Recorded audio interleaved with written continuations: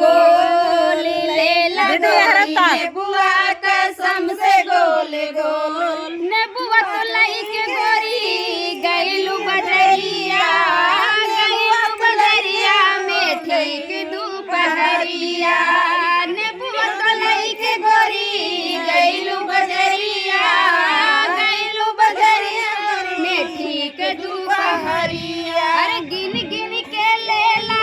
तू चाहे तोल तोल गिन गिन के लेला तू चाहे तोल तोल टोई के देखा नेबुआ हमार मना डोल टोई के देखा नेबुआ हमार मना डोल अरे चकुवन होई तनी दतवा से काटा जदिया पे धई के तनी जिभिया से चाटा चकुवन होई तनी दतवा से काटा जदिया पे धई के तनी जिभिया से चाटा बसी कर दांत धस जाए मुहम्मा में पनमा के दाग पड़ी जाए बसी कर दांत धस जाए चढ़ल जवानिया में घाम लगी जाए। तो गीत आप सबको कैसा लगा कमेंट में जरूर बताना। बहुत बेईमानी करती हमका गाना बहुत अच्छा लगा है तो इनके चैनल फिर से दोहराई के हमका गावे पड़ा है तो गाना कैसा लगा कमेंट में जरूर बतावा जाया। हाँ कमेंट कर जा हमारे दीदी के हमार छोट बेटी है इनका सोनी ये हमार बड़ी बहन है। हाँ हम इनका छोट बहन है। ये आशीर्वाद दे जा दोस्तों हमारे बहन के रिश्ता कभी गड़बड़ ना हो जाए चाहे कितना कोई दूरिया बनावा लेकिन बने ना चाहे ना हो चाहे अगर हमसे कहूँ गलती हो जाए बड़ी छोटी बहन हम तो उसे ये कहा कि हमसे समझ लीजिए जरूर अगर आपसे हो जाता है हमार फर्ज है माफ के तो हमार तो भाई बड़ी बिल्कुल काहे ना मनाओ।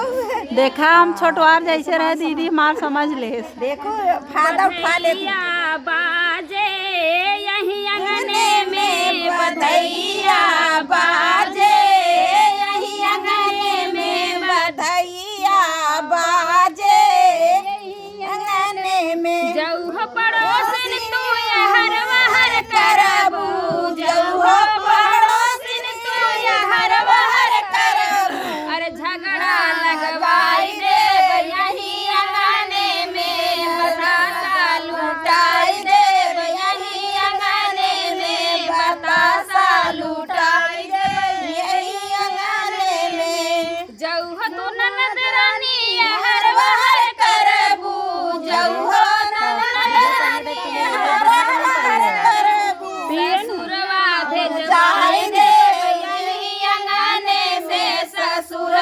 भेजवाई देव यही अंगने में बधैया बाजे यही अंगने में बधैया बाजे यही अंगने में जऊ जेठानी रानी हर वहर करबू जऊ जेठानी रानी हर वहर करबू अलगा करवाई देव यही अंगने में हो अलगा करवाई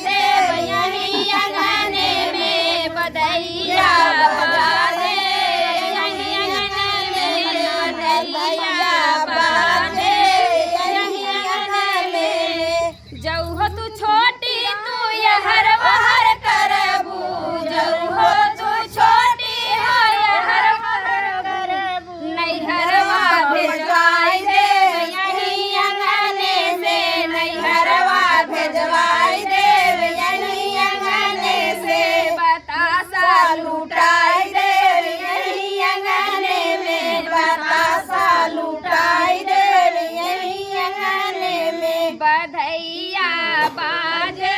यही अंगने में बधैया बाजे यही अंगने में बधैया बाजे यही अंगने में बधो भैया आज बहुत खुशी बात बा यहाँ नाते यहाँ घरे बधाई बाजत बाटे है काहे से आज इतना यूट्यूबर यहाँ आए बाटे एक दीदी के खुशी में इतना आई है नहीं ना झूठ जिन बोलत जाऊ हमारे खुशी यहाँ बोलत जाऊ हमारे नर्सरी है भैया हमार नर्सरी है हमार नर्सरी डबल केक कटाता है तब हाँ हाँ हमारा आदमी छोड़ के रामापुर में मनावता है ना, हम तोहरे सब साथे मनावता अच्छा मनावता है। का करी भैया, हमका क्यों मिलबे ना आए बहन का के भैंस भैया हमारी सोनी जो है आज खुशी माहौल बन रहे थे, खुशी माहौल में एक बहुत ही प्यारा आप सबको सोहर ओ बाटन धीरेन्द्र भैया बहुत छोटा है ना।